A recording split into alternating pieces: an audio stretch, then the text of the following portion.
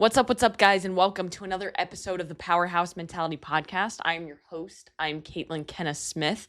And on today's episode of the podcast, it's kind of funny that I planned out this topic. I hate that, actually. It's not funny. It's ironic is the better word for it because I'm not laughing. However, I planned out this topic of the podcast to do last week.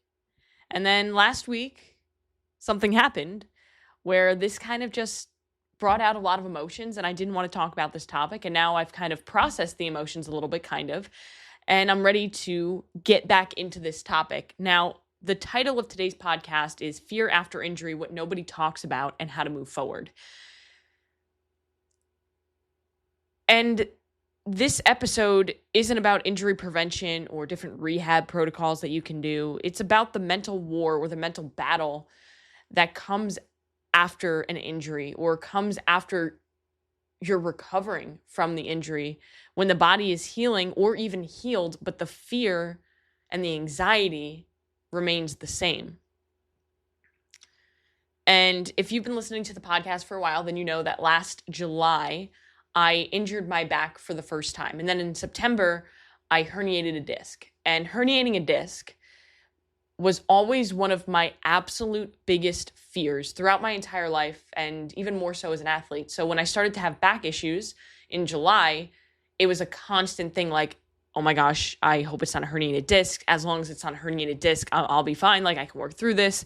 It ended up at first being just my hypermobility kind of starting to play a factor in my life. And my pelvis was constantly rotating. My SI joint would constantly become inflamed and I would have dysfunction in it. And my tailbone even would move. It would be extended or flexed every time I would go to the PT or the chiropractor. And a lot of this was kind of happening because I was increasing my volume of training and increasing the stress load on my body through starting the business and going all in on my coaching business as well. And all of these stressors, along with me not fueling enough, led my body to starting to break. And I'm going to have an episode of the podcast that I will be recording either this week or next week with my coach, Cheryl, who's my new nutrition coach, who we've been working together for a couple months now, so she's not really new anymore.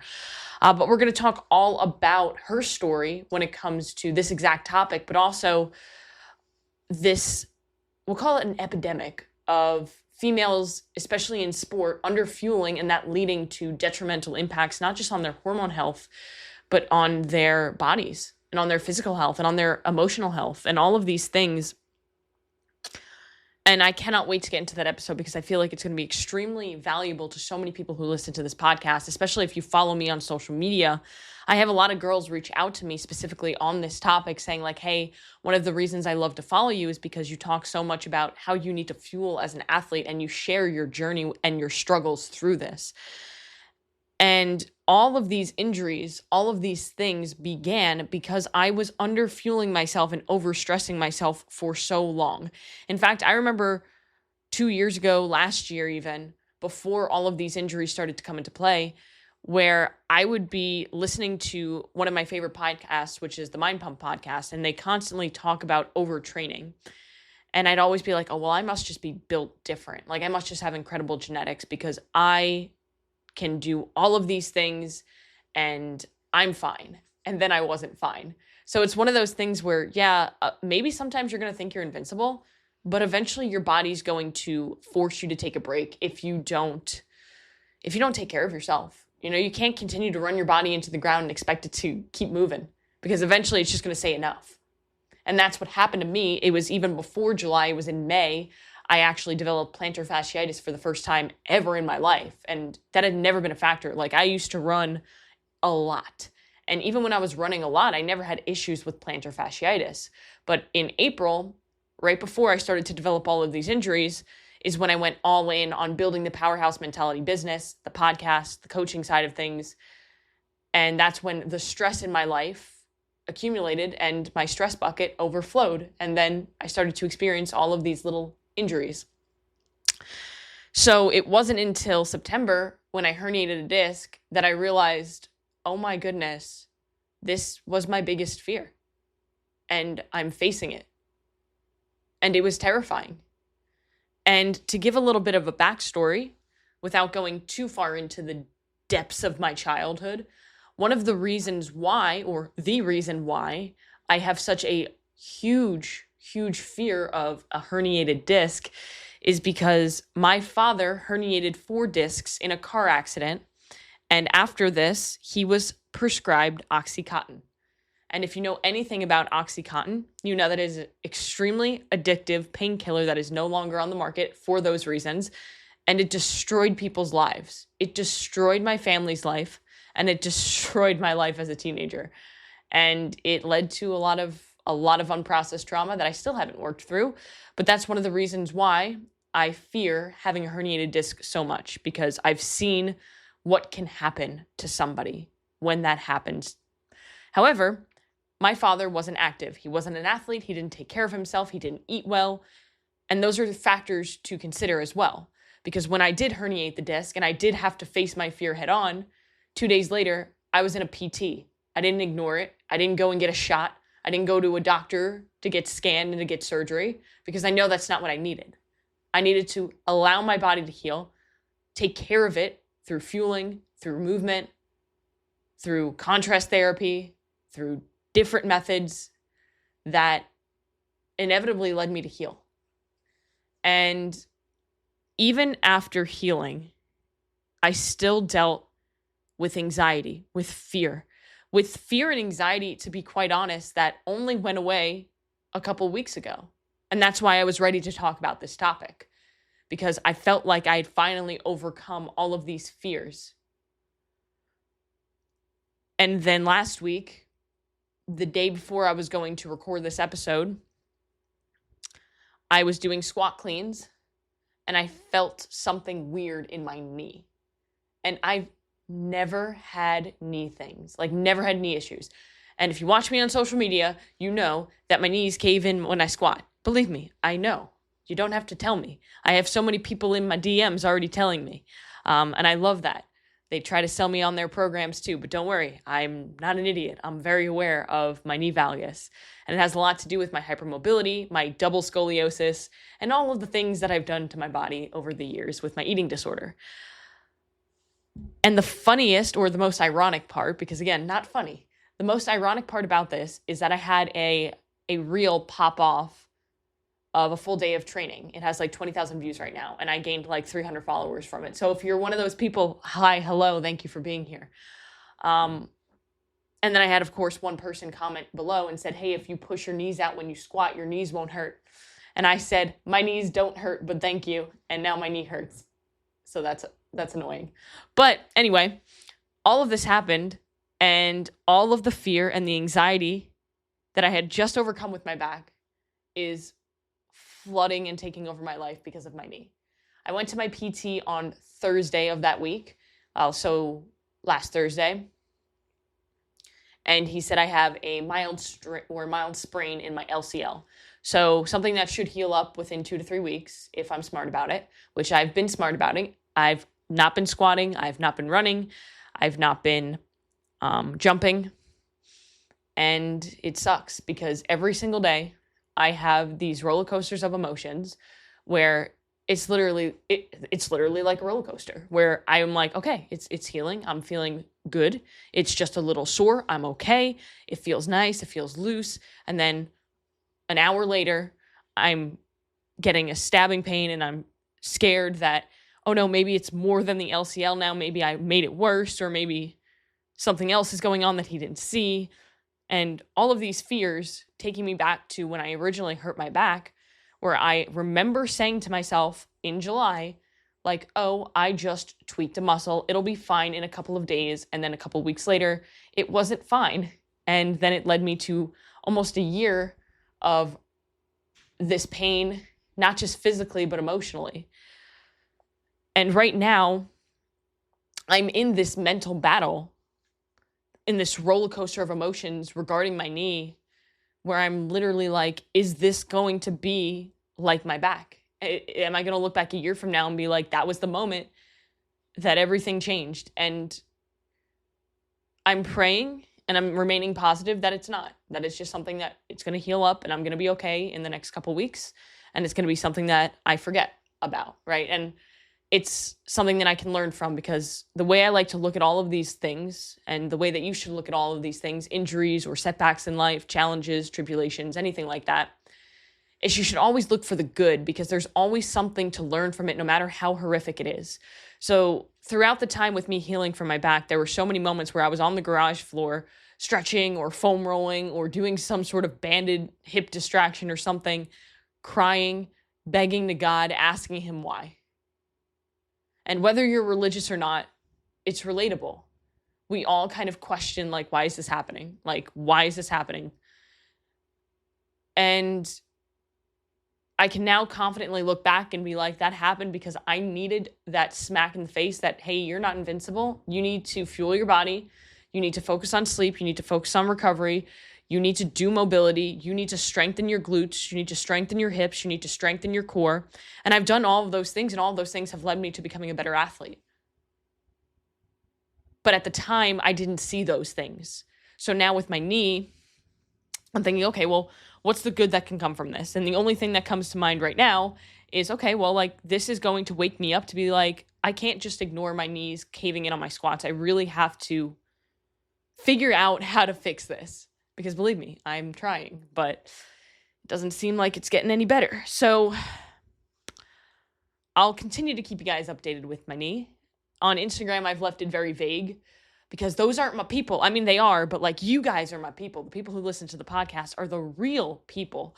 So for you guys, you get like the real like diagnosis. For everybody else on Instagram, it's I've tweaked my knee. And the reason for that is I don't want to put anything else out there that I'm very superstitious. That makes things sound worse. And I don't want people to, oh, I'm so sorry that happened, feel sorry for me. I'm not about that. I also don't want my mom to know. And I know she doesn't listen to my podcast, but she watches my Instagram. So she'll be like, oh, she just tweaked her knee. And that's what happened. But at the end of the day, I just tweaked my knee. There's hopefully nothing extremely wrong with it. I just need to be patient in the process and understand that tendons and ligaments take a little bit longer to recover than a muscle, just because they don't get as much blood flow.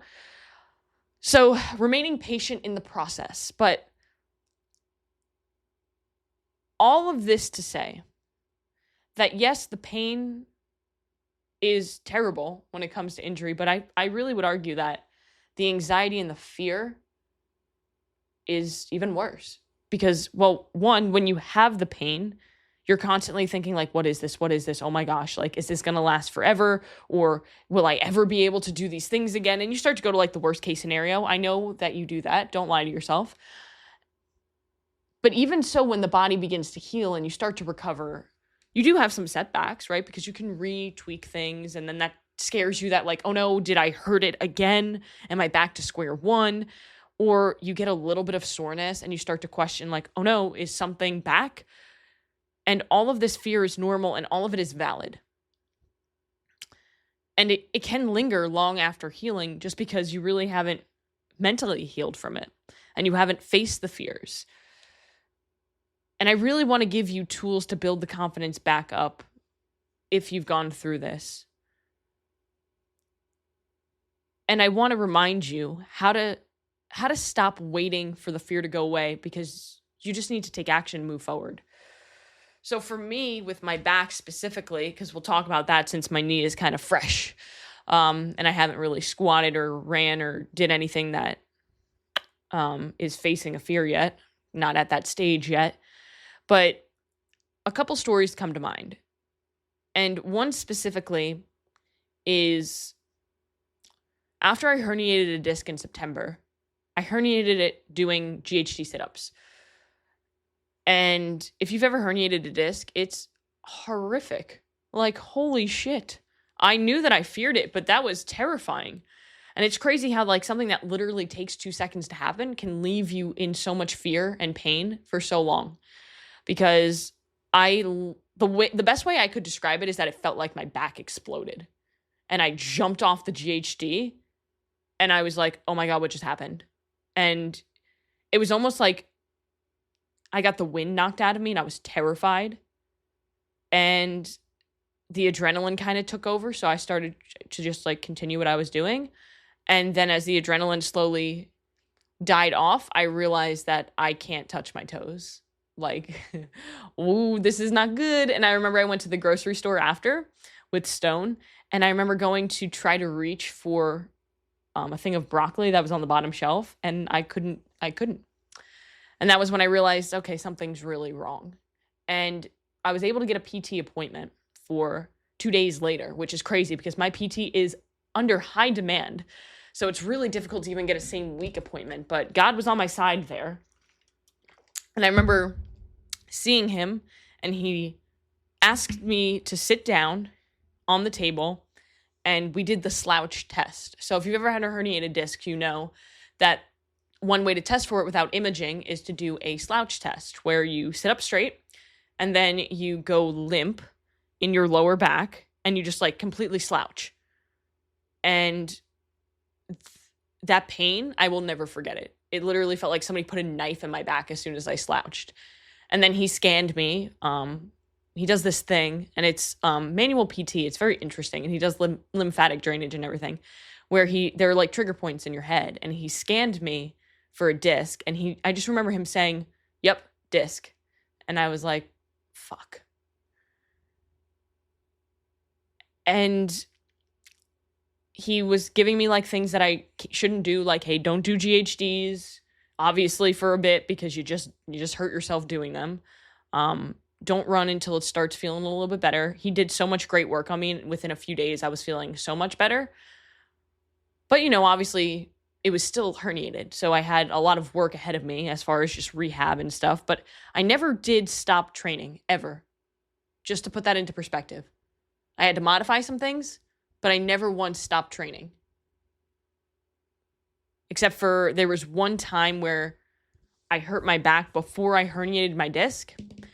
And I feel like maybe I bulged the disc at that point because that was so bad, where my coach made me take 2 days off just to kind of recover. But other than that, I never stopped training. I feel like a lot of people, when they hurt themselves, they fear movement. And movement truly is medicine. So one thing I'm learning too with my knee is the longer I sit, I'm sitting recording this podcast, because if I stand on it too long, it hurts more. But the longer I sit and it remains kind of stiff, the worse it feels. So I constantly kind of have to flex and extend it and move it, and movement makes it feel better. So just, a reminder. But I tell you that story because it sets the stage for what happens next, right? So I want to say it was in November, because it was before Stone and I competed, which was at the end of November. So I told my coach, hey, no GHDs. We can't do GHDs. And then one day he programs GHDs. And this was 6-8 weeks after I herniated the disc. And I was like, hey, I can't do GHDs. And he was like, you can't fear them forever.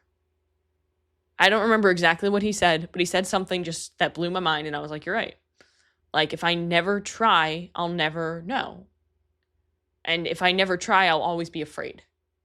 And he didn't program anything crazy. He programmed 3 sets of 10 just for me to kind of get my feet wet. And he programmed for me to do 2 minutes of hip stretching, of a couch stretch before, so I can stretch my hips and get them ready to extend. And I sat on that GHD, and I was trying so hard to do 1 rep. And every time I would go to break parallel, I would stop and freak out and go forward. And I remember bringing Stone out and asking him, hey, can you help me and look at my form and see if I have it set up correctly and all of this. And I just remember sitting there and crying because I was so afraid to do 1 rep. And that day I didn't do 1 rep. I did the 3 sets of 10, but I did them 2 parallel. And I texted my coach that, and he said, I'm proud of you for doing it. So we kind of started to progress from there. It was he would just program them 2 parallel. And then eventually he said, just GHDs. And I would put stacked plates, and I would reach out and I would do them. And I would do them really slow, and I would be terrified and tight the whole time doing them, so they probably weren't really great. And then fast forward to today in May. Today in my workout, I did 20 GHDs, 5 sets of it, coupled in a superset with barbell curls and wall walks and push press. And I didn't fear any rep. Like, each rep was like clean, terrifyingly painful in my core, because right now I'm sitting here and I'm talking and it hurts because I did a lot of core today, but I wasn't afraid anymore. And I texted him on Friday, my coach, because I did another GHD workout where it was a 40-minute C2 bike with every 4 minutes, 12 GHDs. And I texted him and I said, hey, like, maybe we have to modify everything for my knee right now, but one of the biggest wins that I had today in training was that I did those GHDs without hesitation. And it was so cool for me to get to that point. And another thing that I was terrified of doing was squatting more than 150 pounds, because the first initial injury in July, I was squatting 155 pounds for, I think it was like 3 sets of 2. But it was after like a 45-minute really high intensity Metcon. It was like 90 fucking degrees out in Florida because it was the middle of July. And my body was so fatigued. So I was doing these like 90% squats under fatigue, and I failed a rep and my back just hurt. And then we went to the beach later. We sat on the beach for like 3 hours in a beach chair, and I couldn't stand up after it. And it was like a knife in my back. And I'd never experienced that before. Like, I've thrown out my back where it's like, ooh, I pulled a muscle. Like, I can't really walk, but it feels like a muscle, as opposed to, oh my gosh, there's a knife in my back. Can somebody please take it out? So I was terrified to squat over 150 pounds because of that reason. And on Monday, the day that I hurt my knee, in fact, before I hurt my knee though, I was doing higher percentage back squats, and it was working up to a heavy for the day. And I got to 155 pounds, and I was very aware that that was the weight that I hurt myself at. And I did it. And then I did 160 pounds. And then I went to do 165, and I got scared. So yes, the fear is still there, but it's nowhere near where it was because I'm facing that fear. Another story that comes to mind involving back squats was one time I was doing a Metcon with back squats, assault bike, and wall walks. I can't remember the rep scheme. All I remember is that the back squats were 10 at 135 pounds. And I was terrified to do that because of how close that is to a high percentage. And I would be under fatigue, and I started overthinking it. And I did it. And those moments kind of allowed me to trust my body again, because an injury isn't just physical. It's a loss of trust in your body. And that's exactly what I've been regaining over the last 6 to 8 months with my back. And one of the reasons why this happens is because our brain's job is to avoid pain. So when we have something happen to us, we start associating that movement with danger. I was associating the GHD with pain because the last time I was on a GHD, I experienced a lot of pain. Same thing with the back squat at 155 pounds. The last time I did a back squat at that weight, I experienced a lot of pain. So just like trauma, the body stores experiences, and that leads to the hesitation, and then you overthink things, and then you have fear of it happening again. And I want you to understand that if you are experiencing these things, you're not weak for feeling afraid. It's a normal response. The voice in your head is trying to protect you, but the thing is, protection and progress don't always align. Sometimes you have to risk it for the biscuit. Obviously, don't be stupid about it, but I mean, without risk, there is no reward. And fear can look like so many different things in training for people when it comes to recovering mentally from an injury. You can have hesitation before a movement you used to be really good at. For me, GHDs, that was one of my best movements before this back thing. I remember there was one day where my coach programmed 100 GHDs with as little breaks as possible. And I did them unbroken. That was wild for me. And then a few months later, I was on the GHD machine crying because I couldn't do one rep, Same thing with deadlifts is I didn't even hurt myself doing a deadlift. But because the deadlift involves the lower back so much, and because it's a scarier movement for discs, right? Which is so stupid to think of because it isn't when done properly. People are just stupid and don't do them properly sometimes. But deadlifts used to be a movement that I owned. And then deadlifts owned me for a while. It could also look like pulling back intensity when you don't necessarily need to. So you slow down in workouts, or you become a little bit more cautious than you actually need to be because you're afraid of hurting yourself when you don't need to have that fear. You're okay. It could also be over fixating on sensation or over analyzing your form. So every little feeling in my back gets heightened because I'm so focused on it. And even if it's just basic soreness, like soreness is okay. But I would hyper focus. I was trying to say hyper focus and hyper fixate at the same time. So that's what that was. But I would hyper focus on the past injury and think of it as like a future risk. And the more attention you give pain, the worse it becomes. The brain doesn't just receive pain signals. It actually helps to generate the experience of pain based on where you put your focus, emotion, and perception.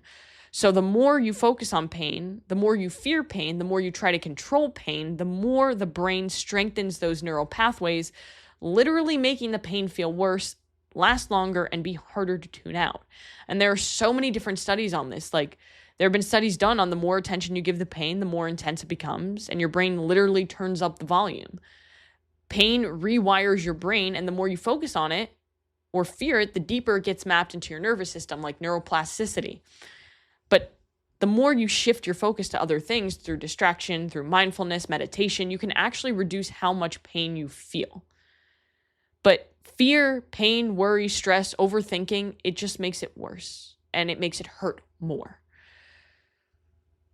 So I want to give you guys a little bit of some tools that I've used.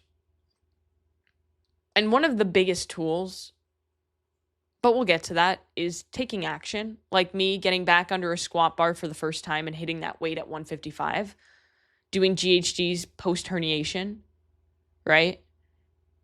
And understanding that fear was different from actual pain.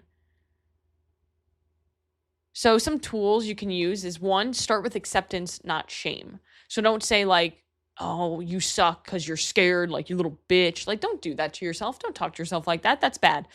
But accepting it, like, okay, I'm scared, that's okay, is more powerful than you pretending that you're not okay. And shame makes fear louder. So acceptance kind of gives you a little bit of clarity, and then you can take responsibility and start moving forward.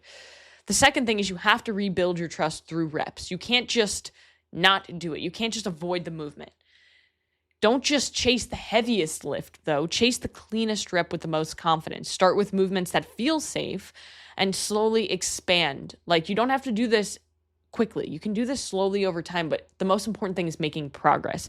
So for me with the GHDs, for example, me going from not doing it to then parallel, to then stacking a couple plates, to then going into a full rep, that's how you can do it.